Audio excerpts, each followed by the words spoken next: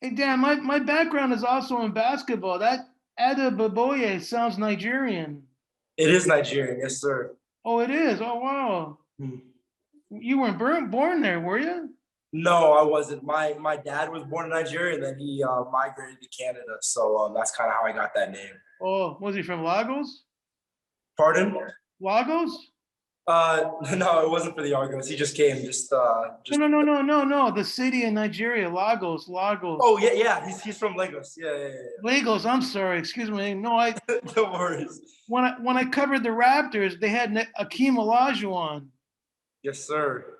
You remember him? I do. No, you're a kid. How do you remember? I don't remember like watching him, but I know exactly who he is because I've seen highlights back in the day and all that stuff. He's a legend. So. Oh yeah, for sure he's a legend, man. Yeah, he's a good man. So Mhm. Dan, you got to give me your background. Like, you were born in Toronto? Yep. Whereabouts? So I was born in Toronto, but my family we lived in Mississauga for about 4 years when I was born, and then after I turned four, we moved to Toronto, more specifically North York, kind of North York Scarborough, right over in that little area there, the Victoria Village area in Toronto, and my family's been living there since then. So Oh, so they live in Toronto, your folks. yep, everyone in my family lives in Toronto right now. Oh, cool. But you didn't go to high school in Toronto, did you? I did, yes. I went to Northern Secondary for 3 years, and then I transferred to a prep school in Pennsylvania where I spent 2 years there. And then I Oh, went to wow. Did Brian God coach you? Pardon? Brian God. Did Brian God coach you? Yes, sir. Coach God, coach. Yeah, he was one of the coaches. He wasn't an offensive coach. He was the defensive coach, but he was one of the coaches when I was at Northern. Who was there? Coach Domenico? Coach Domenico was one of the senior coaches. Him and Coach Gredis. Oh, They were the senior Tom. Yeah, coaches. nice guy, Tom. Yeah. Yeah, but my head coach, my first 2 years was Coach Lombardi. Oh yeah, yeah. I don't know him, but yeah, I used to cover high school. Yeah, yeah, yeah. Mhm. Yeah, Northern man. Yeah, yeah. The Red Knights. Yes, sir. I was a Red Knight for 3 years. My other siblings were also Red Knights too. Oh, so they go to Northern as well.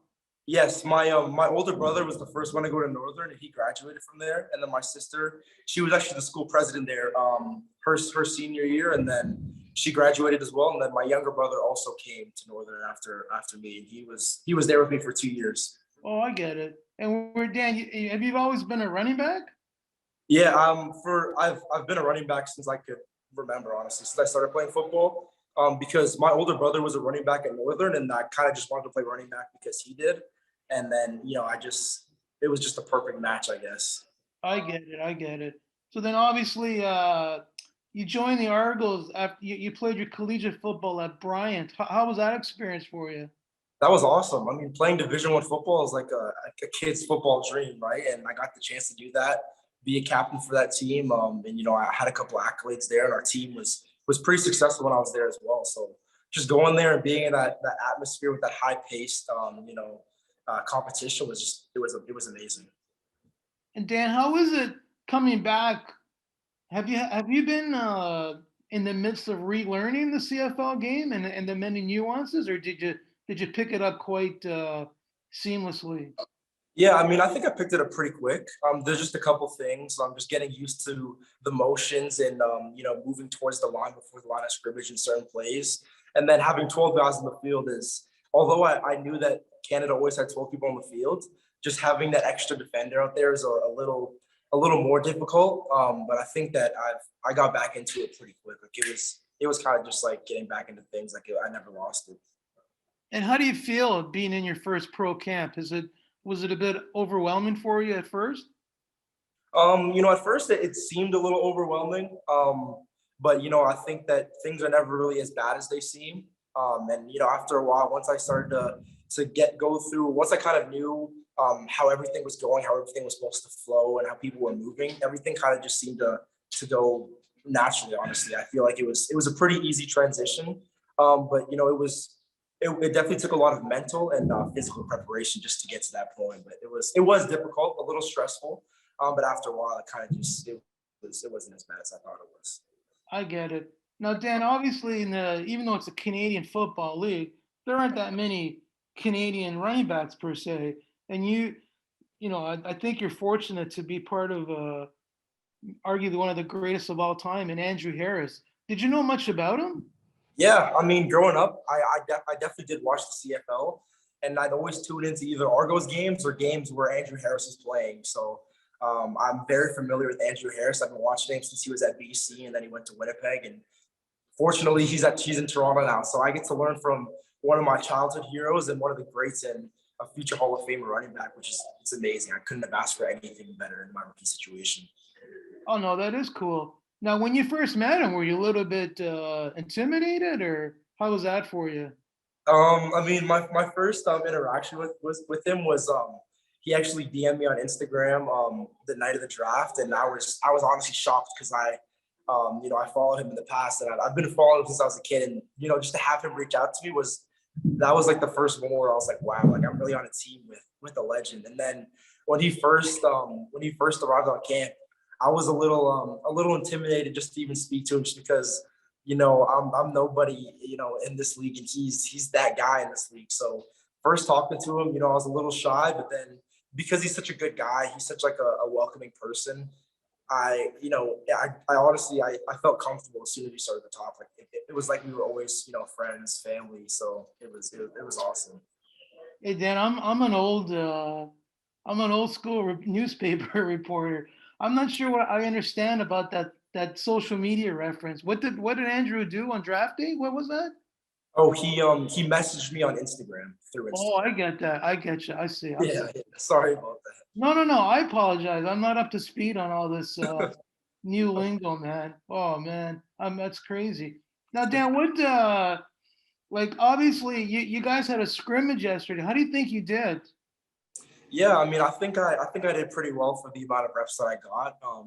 Just being a rookie and kind of being in there, the coaches kind of want to see what other guys can do, and I did get my chance to do my thing, and I think that I definitely made the most out of my opportunities on special teams and on offense. So, that's all I can really do at the end of the day. Being a rookie, all you have to do is make the most of what you get, and be grateful and just be thankful that you're getting that opportunity.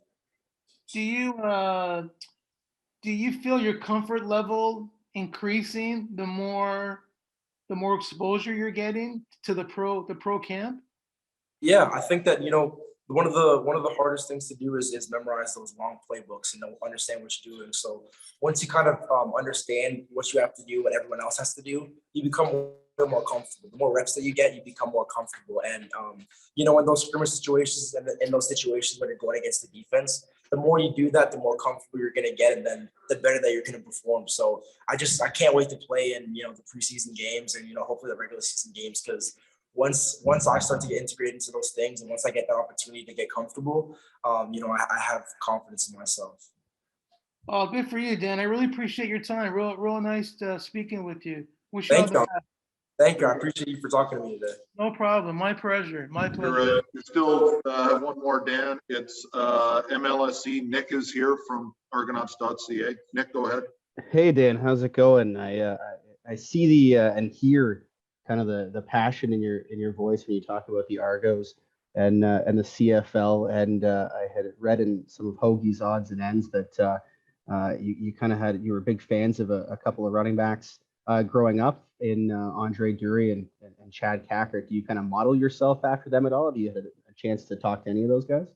I've never gotten the chance to talk to them. But growing up, seeing those guys, win the Grey Cup and seeing those guys play, I definitely try to, take a little bit from their game. But at the end of the day, I try to be myself and be as original as possible. But I think I probably ran a little more like Chad Cackler, just because, his aggressive running style and, his versatility. But yeah, just seeing those guys play just, gives a Canadian running back hope that someday they can play in the CFL as well. Did you get a chance to go to the Grey Cup parade at Nathan Phillips Square back in 2012? Did you get a chance to see that as a young man growing up? I didn't actually. I would have loved to, but I didn't get the chance to. Oh, that's a shame. Well, hopefully, does it kind of bring you some joy thinking about how, hey, I can do that now, like a decade later, that could be me at Nathan Phillips Square celebrating with the Grey Cup? Yeah, As an Argo, yeah. I'm on a team that, a very talented team with a lot of great individuals, and we're an even better team when we come together with great coaches as well. So I mean, it every single day we're working towards that Grey Cup, and I think that it's something that is definitely in our hands and definitely in our grasp. And getting the chance to be that guy to bring a championship back to the city, like I saw it back in 2012, that would be a dream come true as well. And even when Matt Black won the Grey Cup and he brought the Grey Cup to Northern, my high school, that was, if I could do that and bring it back to Northern, that would be another dream come true. Right. Yeah. So you can inspire kind of another round of young kids and keep the cycle going. And I got one last question for you, Dan, and I wonder if this is going to become like a viral thing as we go through the season. But Mike was talking a little about your thighs and your quads, and you may have the strongest legs of like any person, any running back in the CFL. Is that something that you've kind of always worked on? You said you never really measure them, but it like sometimes causes even trouble buying pants and stuff like that. Yeah, I mean, I never really, I don't really measure my legs, but I'm the kind of guy, I love to work out. I love to, get myself as strong as possible and be in the best shape as possible. So, squatting, power cleaning, and doing all those different lifts. Eventually when you're doing it enough, you're going to get legs that are pretty big. And I don't know if I have the strongest legs in the CFL for running backs or even the biggest legs, but, I definitely do struggle to buy pants, which is a little tough.